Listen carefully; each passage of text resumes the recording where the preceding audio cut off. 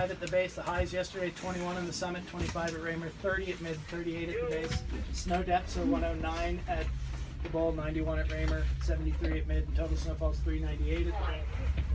Currently, the winds are only blowing 6 miles an hour out of 249. They averaged 11 out of 252. 257 miles of wind on the summit.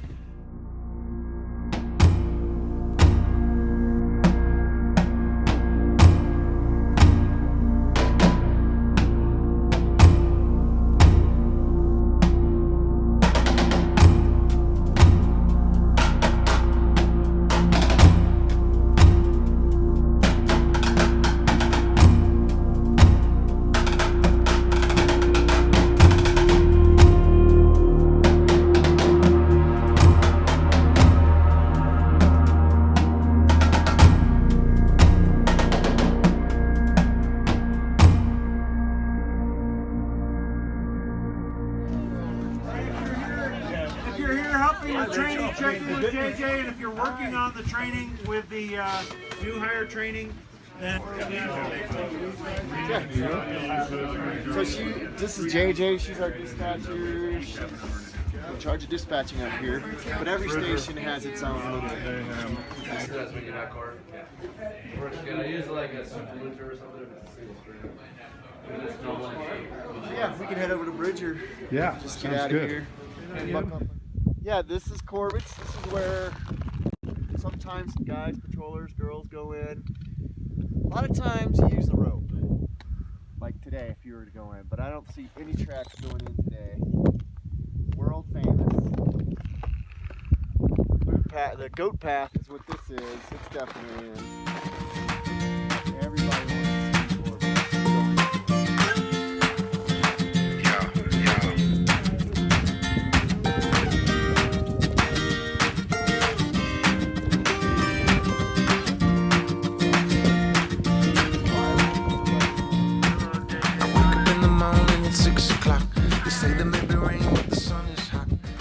I'm going to document the snow surfaces and then what's the layer underneath the snow surface. So today we have loose snow over a melt freeze crust. We have a trace of snow on the 24-hour board, and I'll have to go over and read the stake.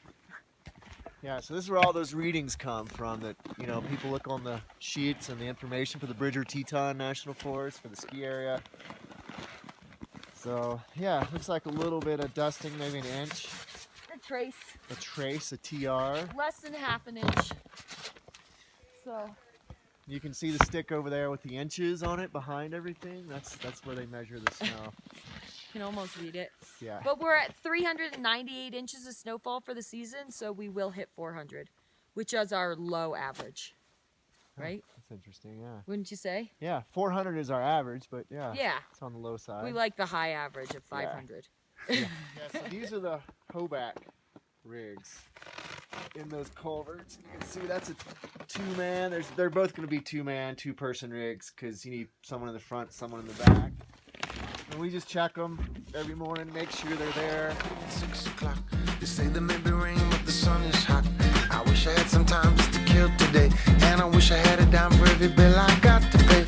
Some days you lose, you win, and the water's as high as the times you're in. So I jump back in where I learned to swim, try to keep my head above it the best I can. That's why here I am, just waiting for this storm to pass me by. And that's the sound of sunshine coming down. And that's the sound of sunshine coming down. I think we'll hear probably more of the snow science avalanche aspect, you know, dealing with snow reduction, or sorry, I should say avalanche reduction or avalanche mitigation is what we call it now, where we'll go on routes before the mountain opens and throw bombs. You can see there's a gas X up on that slope up to the left. You see those on highways. Speaking of avalanche, What is that? It's compressed gas that comes out of the tube and then is ignited. I think it's propane, and so that's a safer way to bomb the snowpack without using manpower. And do you also use bombs? Yeah, we use bombs. That's my route up there, the head wall. So that's where we would get off the gondola up here, hike up, can see, it's kind of hard to see, but just above that windsock on the skyline, there's a building. Yeah. Haven't had to do that too much this winter. This has been a kind of below normal avalanche mitigation season for us. Last season, exact opposite. And you'll send the bombs from that building or take them out? That's from there where and we take them up with us on our backpacks. We carry them up from the top of the gondola, which is right over there to the right. Hike, you'll see a boot pack up here. We hike up. So depending on how much explosives you need, it can be a pretty heavy load on your back. I'm just scraping the ice off the sled. Yeah, just so when we have to use it, it's gonna slide a lot better. So You do that every morning? pretty much, yeah, with the sleds that aren't in tubes. Yeah. Yeah. Thank you. So that's a cable, a loop that the Yeah, they hook into, then the snowcat can just go up and down the steeper slope here. and they're always cabled in. Yeah, well, the steeper slopes they are. For the steeper areas that are groomed, there's an anchor here that the snowcat anchors into, so it can go back and forth on and groom on the steeper areas. Manifesto. So you have like for each sweep you have a card with a map on it, and it'll show you where you're going and where your bumps are. What do you mean where you're bumping? So you bump with other patrollers to make sure that. You know where you meet up and Yeah. controls iron? Yeah. Sort of a check-in. So you check in to make sure that they're all right or whatever it is, or they're not dealing with people or whatever it might be. And what time do you sweep? How much time do you give people to get down? Because I noticed some people are pretty The slow. last lifts close at 4, and so we usually start sweeping at 4:10 or 4:12. Okay. Depending when this gondola closes, that's when we start sweeping. And we'll be done if there's no problem issues or nobody's lost or stuck. We'll be done by like 4:50, so that's about a 40-minute sweep. But And sometimes- how many people are sweeping from this station? I think 8 from here, right? Well, actually, I should say probably 5. Yeah. 'Cause we have a couple of extras in case you have to take a toboggan down. What about all the woods? It goes faster than you think. I mean, you go through and you're yelling, closing, and you're looking for people, but we hardly ever find people in the woods on sweep. They're usually out in the open, out in the main trail, which you can see. Unless it's bad weather, it takes a little longer. If it's foggy or snowing. And a lot of times it's just slow movers and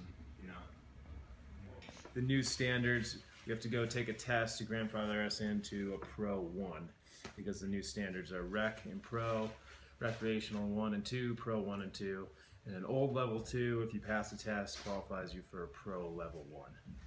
And so that's just for that's for avalanche. Like I was saying, that's one way we're different from a lot of other areas, especially back east, is we do a lot of avalanche work and snow science. And so he's just taking a course so that we're all up to speed with skier, This is pencil work. yeah, this is not official. This is not officially part of the course, but it's important. Yeah, this is our avalanche. This is his field. It's my field study. kit. They give you this nice little kit, but nothing fits it. He's got his thermometer. He's got his rope, his little cord for sawing, for doing pits, for doing extended column test. PST. What's PST? Propagation saw test. Propagation saw test. And he's got his snow crystal card, which if you're a snow geek, this is, all this stuff. You can measure the size of the snow grains.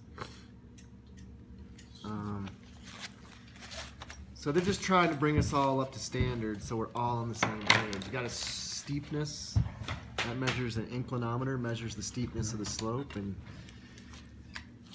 what is that? I think it's 35 or 37 to 45 is the most common angle. Yeah, what's the 38's like The most. that's when it happens? Yeah. Mostly.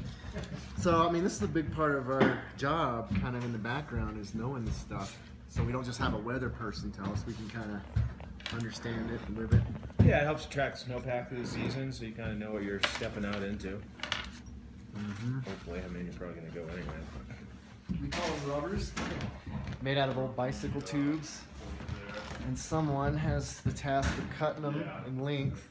Basically, it's just a tie. It's like a zip tie. And you can tie just a simple overhand. And then you can attach bamboo to bamboo, bamboo to tines. It's very versatile. It's like duct tape. Very versatile. Yeah, that flag came from a veteran who was in Baghdad, and he gave me that patch as a tip instead of money. When he got off the boat, he turned around, took the patch off his back, slapped it on me, and said, "Hey, this is worth a lot more than money. This came from Baghdad. You know, thanks for the trip." So This is an avalanche airbag. It's a Mammoth, which is issued by the company here. It goes on. It has a thong system that is required. If you're caught in an avalanche event, ideally you use the best piece of equipment you have, and don't get caught in the avalanche. But if you do, you know, ideally when we go out on mitigation routes and the hazard is high, you know, somebody's in the station, we have an avalanche transceiver and a beacon, we got our thong and this, and out there, and it's like, oh, it's sliding. Ah!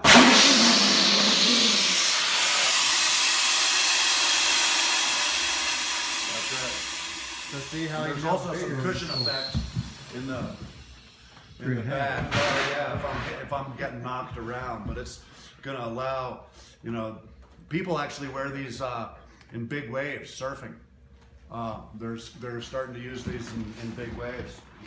So see, it's all that oxygen went into this tank, or went into. I think it's nitrogen. The nitrogen went into the. and you reuse it. You fold it up. Well, yeah, that costs, I don't know what it costs, $5 or $8, $10 to go to the thing, and But we can refill these bottles. yeah, we can refill these. It's Via Ferrata, and it's in Italian. I think it means the Iron Road or the Iron Way, and they become very popular in Europe. And you have these rungs like a ladder to climb up, and you have on your harness gear you can clip into these wires, cables, so you don't fall. How far does it go? Man, this goes all the way up. This goes another 400, 500 feet. But there's a lot of traverses. It goes to the top of the head wall, basically. Wow.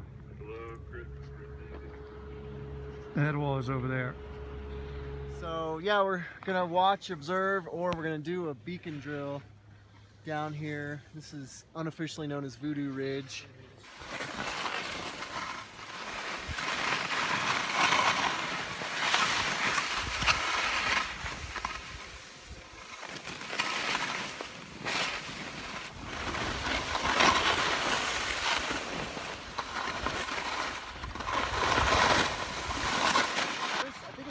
I just got my first number right here, my first beat, so I think it's down here somewhere.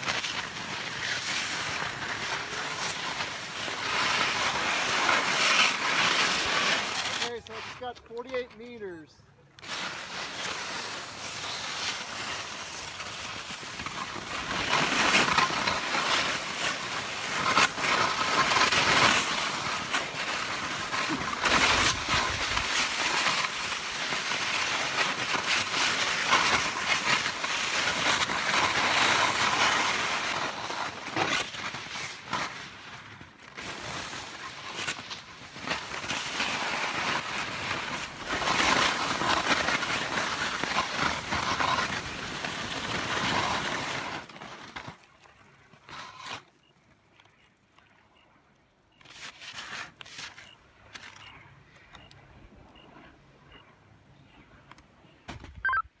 Okay, Worth, we're clear of the drill.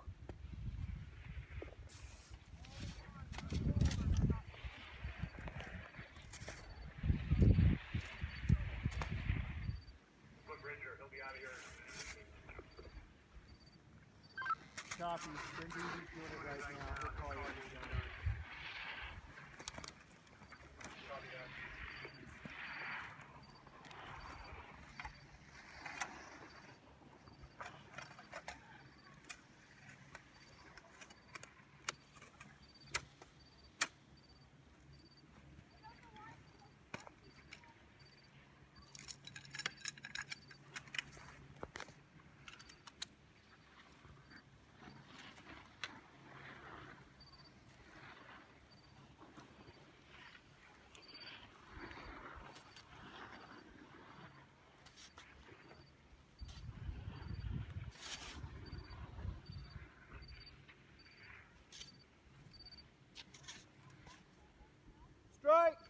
Okay, 139.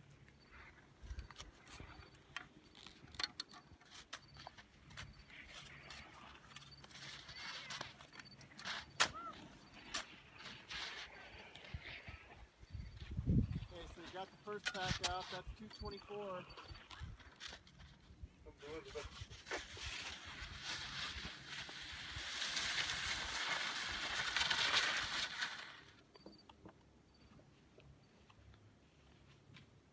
Point 3.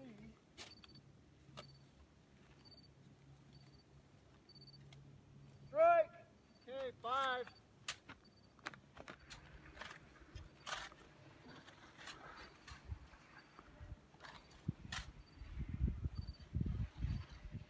Out. 545. What was it? 545. One thing though is when you get on your feet, you can just, like when you were digging, you know, I mean, you can dig in your skis, but it's easier when you're in your feet. Yeah, I know. I was thinking with the total time and all that, I just wanted to, you know, especially being in a steeper environment like this. Yeah, to move. Yeah, just never lose your horse. But another thing, which I did, but of course every drill is different, is as I was coming down and it started to show the 2 persons and it showed the different numbers, I kind of kept that in mind, like I'm not going to be going further than 5 meters from where this one is. Yeah, you know, I did a big picture up there, and it told me I had 1 at 50 and only 1 at 50. Yeah. And right after I called that out, then it showed me 2. Okay. So I had 2 right here, but I was just doing it, just trying to find it, just to show Nicholas what was up. We weren't digging or anything. yeah. Yeah, I think I need to better fine probe it a little better. Like I got a 0.4, and I was like, well, shit, that must be it. Yeah. And I got down to a 0.3. I started panicking there because I wasn't probing anything. Right. And this thing was kind of like almost vertically oriented in there too. Yeah. Which is a little weird. So the profile was smaller. I should have stuck to a little bit more of the, you know, planned probe, like the square, the Genswein square. Yeah. So I learned from it. And I mean, you did great as far as keeping the probe in place, because some people would find it and then they'd put the probe down. No, just leave it in place, dig straight down the probe. That's my only critique would be take your skis off if you're sure, if you're getting the 2 beach, you know it's 2. Okay. You're much more nimble and it saves seconds, which add up. Okay, cool. But you did fine. Awesome. Yeah. Thanks for your input. Yeah.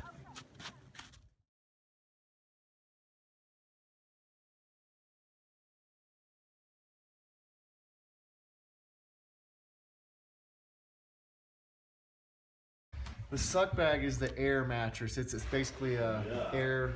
Well, it's a replaces the backboard because you can make it very rigid when you take the air out of it. And the suck bag's over here.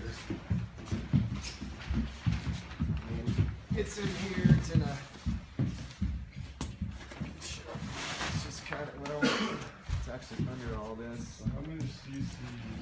How heavy is that? It's fairly heavy, you know. Oh, it's not bad. But it's just a big air. It's like an air mattress you would use camping.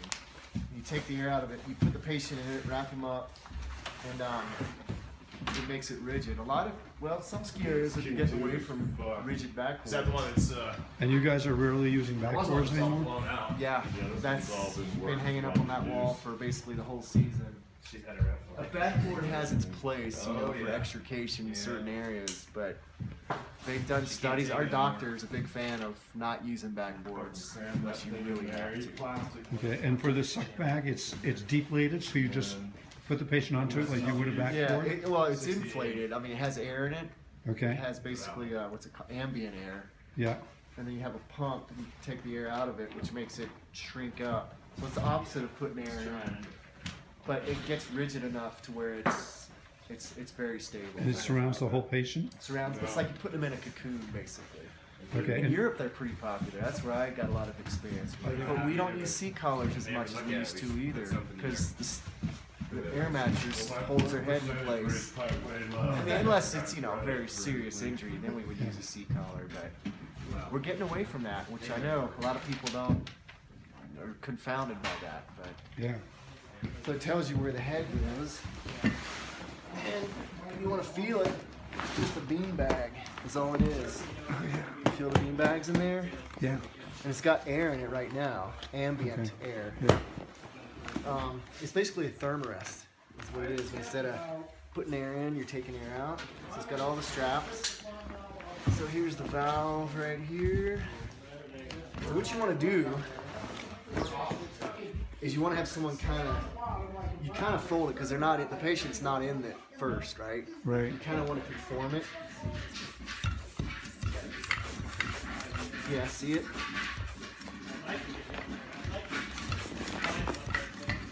So that's conformable now. It's the head. It's smaller. So you want to have someone kind of holding it, you know? Especially since that was a small girl. You can do it like that. Yep. And what you can do is pick the person up, slide this down between the legs, and put the patient on. So you put the patient on now. Yeah. And then you have the head rolls there. And then you really take the air out.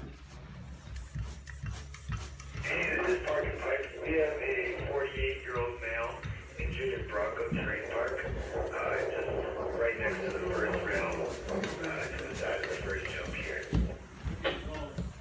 What's the name of the injury?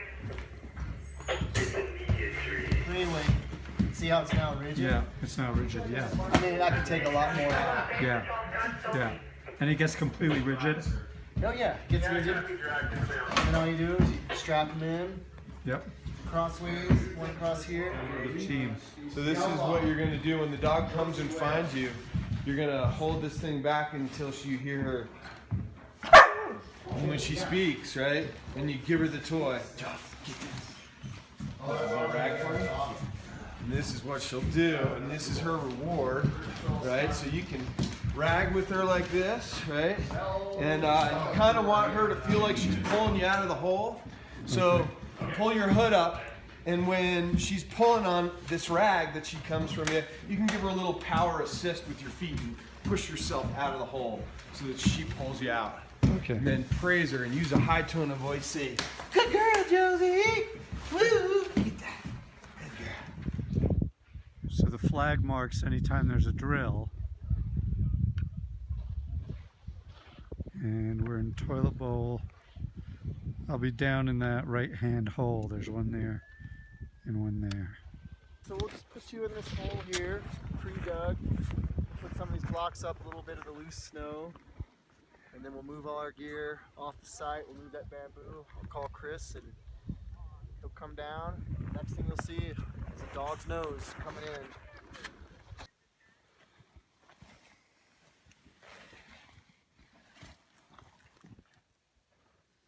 This is the hardest part, man.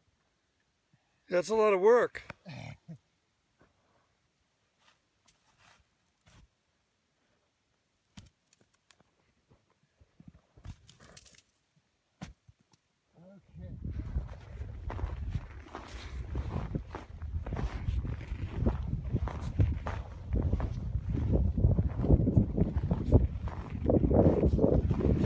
Good girl. Good girl, Joe. Good girl. Good search. Oh, good girl, Josie. Good girl. Woo. Good doggy. Good girl. Good girl. Good girl. Jump. Speak. Good girl. Good speak. Good girl.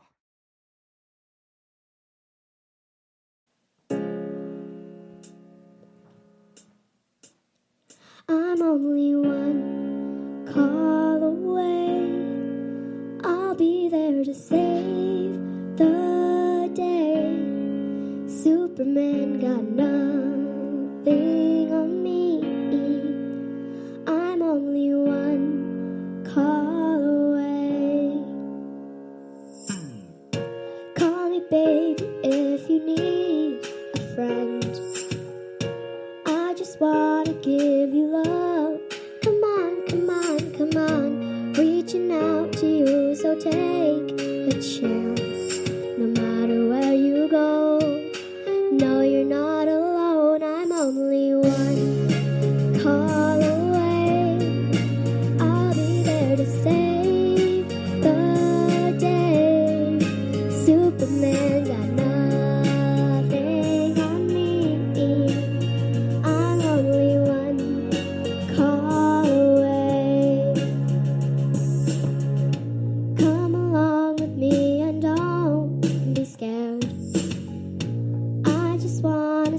set you free.